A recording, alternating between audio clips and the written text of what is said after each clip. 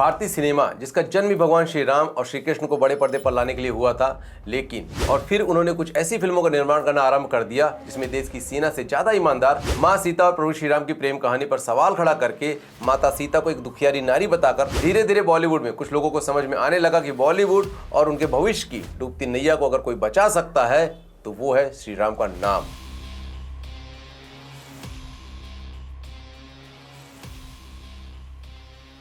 देखिए, रामायण में एक पात्र है कालनेमी, जो था तो राक्षस लेकिन अपनी इच्छा से वो किसी का भी रूप ले लेता था। और जब हनुमान जी संजीवनी लेने जाते हैं तो कालनेमी साधु का रूप लेकर उन्हें रोकने का काम करता है। तो आज की वीडियो में हम बॉलीवुड की इसी कालनेमी चरित्र की सच्चाई को अनबॉक्स करने वाले हैं। तो वीडियो को पूरा जरूर देखिएगा, क्योंकि बात यहाँ सिर्फ फिल्मों की नहीं बल्कि सनातन धर्म के सच्चे इतिहास का है। देखिए, अगर बॉलीवुड के इतिहास को उठाकर देखेंगे तो हजारों ऐसी फिल्में आपको मिलेंगी जिसमें भगवान श्री राम, भगवान श्री कृष्ण और सभी हिंदू देवी देवताओं का मजाक बनाया गया है। मंदिरों को कोसने से लेकर भगवान की मूर्तियों को पत्थर कहने वाला ये बॉलीवुड अक्सर अपनी फिल्मों में एक मजहब विशेष को अच्छा दिखाते हुए आया है। सन 1947 की दौर फिल्म हो या फिर 70 के दशक की दीवार या फिर 21वीं सदी की पीके, हर समय भगवान की मूर्तियों का अपमान इस बॉलीवुड के लोगों के द्वारा होता आया है। अब जैसे कि बॉलीवुड के लेजेंडरी एक्टर दिलीप कुमार, जिनका असली नाम होता है यूसुफ खान, लेकिन फिल्म इंडस्ट्री में ये अपना नाम हिंदू दिलीप कुमार रखते हैं। और ज्यादातर फिल्मों में इनके नाम अगर आप देखेंगे तो इनके नाम राम, श्याम या फिर शंकर होते हैं। लेकिन फिल्मों में ये भगवान को किस तरह से दिखाते थे आप खुद देख लीजिए। कान खोल कर सुन ले, आज से तू इस घर में नहीं रहेगा, समझा? ये बुढ़िया तो सटिया गई है मगर शंकर नहीं सटिया। वो तुझे अच्छी तरह जानता है, इसलिए मुझे दर की ठोकरें खिलवाई है माँ। यही मुझको शराब पिलाने वाला है। मैं आज नहीं हटूंगा माँ, मैं इसको गली में उठा कर फेंक दूंगा, मैं इसके टुकड़े टुकड़े कर और मैं देखूंगा कि ये मेरा क्या बिगाड़ सकता है, क्या बिगाड़ सकता है। और अब अगर 70 के दशक के angry young man Shri Bachchan साहब की फिल्मों को देखेंगे तो ज्यादातर इनकी फिल्मों में भगवान या तो पत्थर की मूर्त हुआ करते थे या फिर लोगों को बेवकूफ बनाने वाले। तेरे उनकी जान गई है, तेरे ये सोने के बने हाथ उन्हें ना बचा सके। ये सर कट जाएगा मगर तेरे सामने कभी नहीं झुकेगा। बात बताइए आप मुझे, आप हैं किस मर्ज की दवा? घर में बांसुरी बजा के भाभी माँ को बेवकूफ बना रखा है, यहाँ बच्चा बन के गाँव वालों को बेवकूफ बना रहे हैं। ये वो जमाना था जब भगवान श्री राम या फिर भगवान शिव से ही नहीं बल्कि माँ दुर्गा से भी उनके होने का सबूत मांगा जाता था। तो याद रखना, लेकिन याद रख, जिस तरह मेरी कोख बंजर हुई है उसी तरह तेरा ये मंदिर भी बंजर ही रहेगा। और फिर एक समय आया जब बॉलीवुड को कॉमेडी के नाम पर कुछ नहीं मिला तो इन लोगों ने भगवान श्री राम और भगवान श्री कृष्ण पर गंदे जोक मारने लगे। एक बार क्या हुआ मालूम है? राम और श्याम दोनों गेम बजा रहे, उतने में उसका मर्द आ गया। मर्द ने इधर उधर ढूंढा, वो तो उसके मर्द को देखते ही राम सीधा पंखे पे चढ़ गया और श्याम है ना बिस्तर के नीचे घुस गया। मर्द ने इधर उधर ढूंढा, घर में कोई नहीं, इसलिए उसको बहुत सॉरी फील हुआ। उसने अपनी बीवी से कहा, सॉरी मैं तेरे को फ्रिज ला के दूं क्या? बीवी बोली, नहीं जी राम देगा जी। इतने में राम ऊपर से नीचे कूदा, बोला बे साली वो सब कुछ राम देगा तो श्याम क्या मुफ्त मिलेगा? और इस तरह के हजारों वीडियो सोशल मीडिया के प्लेटफॉर्म पर आपको मिल जाएंगे जहां बॉलीवुड के कलाकारों के द्वारा अपनी फिल्मों में हिंदू देवी देवताओं के न सिर्फ अस्तित्व पर सवाल खड़ा किए गए बल्कि उनका मजाक भी बनाया गया। इसी बॉलीवुड के लोगों ने फिल्मी पोस्टर में माँ काली के हाथों में सिगरेट पकड़वा दिया था। इसी बॉलीवुड के लोगों ने थ्री देव जैसी मूवी में कुछ इस तरह का पोस्टर बनाया था। और ऐसे हजारों कारनामे हैं इन लोगों के जिनको बताते बताते वीडियो रात से लंबी हो जाएगी, लेकिन इनके कारनामों की लिस्ट पूरी नहीं होगी। इसलिए इनके कारनामों को इन दो वीडियो में आप पूरा देख सकते हैं। दोनों वीडियो का लिंक नीचे आपको डिस्क्रिप्शन में मिल जाएगा। तो अब लौटते हैं हम अपने ट्रैक पर और जानते हैं कि क्या बॉलीवुड हमेशा से श्री राम का विरोधी था या फिर। देखिए, भारतीय सिनेमा का जब जन्म हुआ और जिन्हें भारतीय सिनेमा का जनक कहा जाता है उनके बारे में अगर आप जानेंगे तो पाएंगे कि भारतीय सिनेमा का जन्म ही भगवान श्री राम और श्री कृष्ण को बड़े पर्दे पर लाने के लिए हुआ था। दादा साहब फाल्के, जिन्हें भारतीय सिनेमा का जनक कहा जाता है, 1910 में Mumbai the life of Krishna नाम की फिल्म देखते हैं जिसमें जीसस के बारे में दिखाया जा रहा था। और तभी उनके मन में सवाल खड़ा होता है कि अगर अंग्रेज जीसस पर फिल्म बनाकर अपने गॉड को दुनिया के सामने ला सकते हैं तो क्या हम अपने भगवान श्री राम और कृष्ण के बारे में फिल्म नहीं बना सकते? और उसी क्षण वो फैसला करते हैं कि वो फिल्म बनाएंगे और 1913 में पहली फिल्म राजा हरिश्चंद्र बनाते हैं। अपने 19 साल के कैरियर में मौनी भस्मासुर, सत्यवान सावित्री, लंका दैन जैसी 95 और 27 लघु फिल्में बनाते हैं। इनकी ये पूरी लिस्ट है। देखिए, आजादी के कुछ सालों तक फिल्म इंडस्ट्री भारतीय फिल्म इंडस्ट्री थी, लेकिन फिर बाद में हॉलीवुड की नकल करके ये बॉलीवुड बन गया। और आजादी के बंटवारे के बाद इस पर कुछ ऐसे खानदान वालों का कब्जा हो जाता है जो पेशावर से आते हैं और यहाँ दौलत और शोहरत कमाने के बाद खुद को पेशावर का पठानी समझते हैं। पेशावर का? अच्छा, मैं भी पेशावर का ही। अच्छा, मेरे पिताजी दादा पेशावर से। जबरदस्त, लाहौर गली। बट एक बात मैं आप लोगों को बताना चाह रहा हूँ यार, मेरे वालिद एक्चुअली पाकिस्तान से, पेशावर से। मैं भी पठान हूँ, लगता नहीं हूँ, तबीयत नासाज रहती है। और फिर उन्होंने कुछ ऐसी फिल्मों का निर्माण करना आरंभ कर दिया जिसमें देश की सेना से ज्यादा ईमानदार पठान का बच्चा होने लगा। भगवान के मंदिर पंडितों के धन लूटने का अड्डा बन गए और साधु के वेश में डाकू आने लगे। कमंडल में शराब भरकर प्रसाद के नाम पर बंटने लगा। जो हमें देखता है हम उन्हें देखते हैं।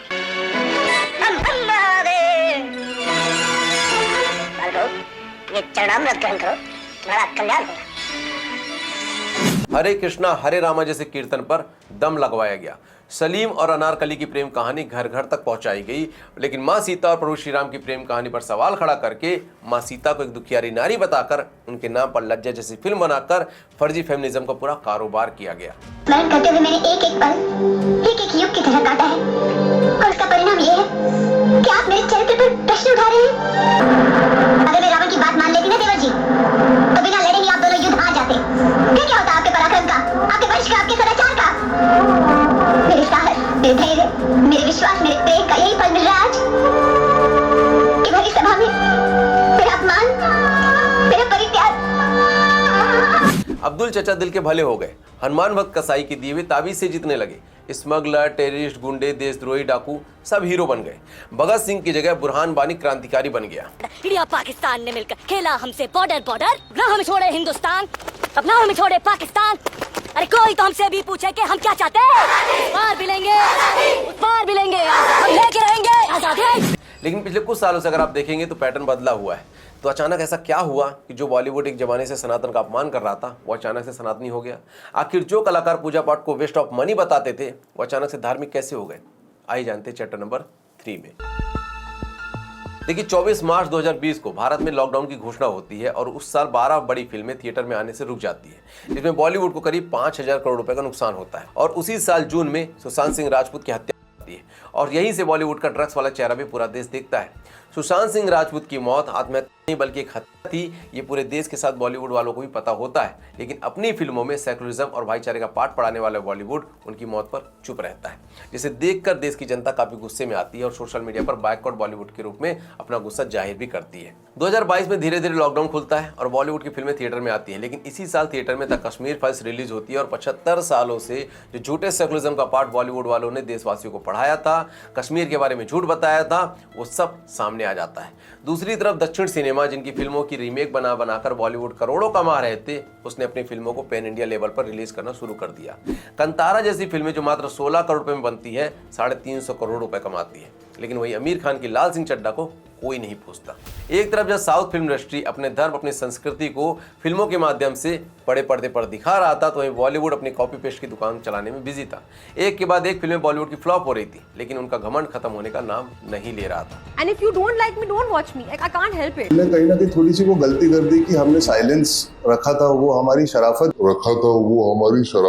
और फिर एक फिल्म साउथ फिल्म इंडस्ट्री से निकल कर आती है RRR, जिसने भारतीय सिनेमा का नाम अमर करके रख दिया था। इस फिल्म में भगवान श्री राम के रूप की सिर्फ एक झलक दिखाई जाती है और फिर इस फिल्म ने न सिर्फ सारे रिकॉर्ड तोड़े बल्कि उस फिल्म के गाने ने ऑस्कर को भी अपने नाम कर लिया था। और इन सब से बढ़कर लॉकडाउन के समय दूरदर्शन पर रामानंद सागर जी की रामायण को दिखाया जाता है, जिसने TRP के सारे रिकॉर्ड को तोड़ कर रख दिया था। और फिर धीरे धीरे बॉलीवुड में कुछ लोगों को समझ में आने लगा कि बॉलीवुड और उनके भविष्य की डूबती नैया को अगर कोई बचा सकता है तो वो है श्री राम का नाम। तो कैसे बॉलीवुड वाले श्री राम का नाम का सहारा लेकर अपनी डूबती नैया को बचाने के लिए भगवा में कालनेमी का चोला ओढ़ते हैं, आइए समझते हैं चैप्टर नंबर 4 में। कभी वैष्णो देवी के मंदिर जाने को पैसे की बर्बादी बताने वाले खिलाड़ी भैया एक फिल्म बनाते हैं गुड न्यूज, और उसमें एक बार फिर से भगवान श्री राम का मजाक बनाते हैं। लेकिन जैसे उनकी बाकी फिल्में जैसे कि पृथ्वीराज चौहान, रक्षाबंधन फ्लॉप होती है, वो फिल्म बनाते हैं राम सेतु, जिसमें राम शब्द श्री राम में बदल जाते हैं। वाल्मीकि से लेकर महाकवि तुलसीदास ने सेतु बनाने वाले को किस नाम से पुकारा था? बताइए। राम। श्री राम। आमिर खान जो कुछ दिन पहले टर्की के राष्ट्रपति से मिलने जाते हैं, जिनकी पत्नी को भारत में डर लगता है, जो कुछ दिन पहले फिल्मों में भगवान श्री राम का गेटअप लिए आर्टिस्ट को टॉयलेट में दौड़ाते हैं, उनका मजाक बनाते हैं, उनकी फिल्म लाल सिंह चड्ढा जैसे ही फ्लॉप होती है, भाईजान जाली टोपी छोड़कर न सिर्फ ये वाली टोपी पहनते हैं बल्कि हाथों में कलावा, माथे पर तिलक लगाकर पूजा पाठ भी करते हैं। सैफ अली खान इन भाईजान के हिसाब से मुगलों से पहले भारत का कोई इतिहास ही नहीं था। इनके तांडव सीरीज में भगवान श्री राम और भगवान शिव का मजाक उड़ाया जाता है। इनकी जैसी बाकी फिल्में फ्लॉप होने लगती हैं तो ये आदि पुरुष में रावण का रोल करते हैं। जो अजय देवगन थैंक गॉड जैसी मूवी में गरुड़ पुराण का मजाक बनाते हैं और उनकी जब बाकी फिल्में फ्लॉप होती हैं तो ये भोला जैसी फिल्में बिल्कुल भक्तिमय रंग में ढल जाते हैं। जो रणबीर कपूर खुद को बीफ गाय कहता है, जो भगवान जगन्नाथ जी का अपमान लाइव शो में करता है, अपनी फिल्मों में धार्मिक मंत्रों का मजाक उड़ाता है, आज वो रामायण जैसी धार्मिक फिल्में श्री राम की भूमिका निभा रहे हैं। क्यों? क्योंकि इनकी डूबती नैया को सहारा चाहिए। और अभी 2 दिन पहले रामायण फिल्म का टीजर आया और इस फिल्म में भगवान श्री राम का रोल में रणबीर कपूर और माता सीता के रोल में दक्षिण फिल्म अभिनेत्री साई पल्लवी हैं। और उनके रियल लाइफ की व्यक्तिगत स्वतंत्र विचारों को देखते हुए ये लोग फिल्म में प्रभु श्री राम और माता सीता के मर्यादित चरित्र के साथ कितना न्याय कर पाएंगे वो फिल्म आने के बाद पता चलेगा। लेकिन फिल्म के टीजर में एक्सप्रेशन विहीन रणबीर कपूर के लुक और हॉलीवुड की कॉपी किए गए सीन को देखने के बाद और आदि पुरुष जैसी फिल्मों से धोखा खाने के बाद एक बात तो जरूर कहूंगा कि हमें बॉलीवुड के कालनेमियों से सावधान रहने की जरूरत है।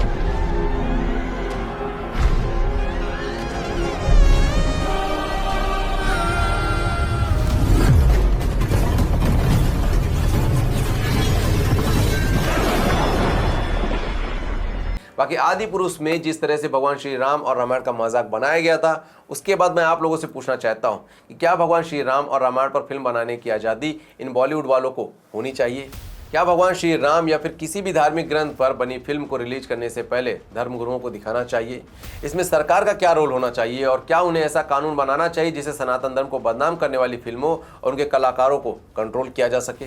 कमेंट सेक्शन में अपनी राय जरूर दीजिएगा और इस वीडियो को जितना हो सके शेयर कीजिए ताकि बॉलीवुड के कालनेमी चेहरों को पूरी दुनिया देख सके, उन्हें पहचान सके और जो समय और पैसा वो अपना थिएटर में जाकर खर्च करती है वो किसी धार्मिक कार्य में लगा सके। तो वीडियो को लाइक करने के साथ हाई पॉइंट भी जरूर दीजिएगा और चैनल को जिन लोगों ने अभी तक सब्सक्राइब नहीं किया है तो सब्सक्राइब कर लीजिएगा, साथ में बेल आइकन को भी दबा दीजिएगा ताकि आप लोगों को नोटिफिकेशन मिलता रहे। मिलता हूं जल्द नए वीडियो में, तब तक के लिए जय हिंद, वंदे मातरम, जय श्री राम।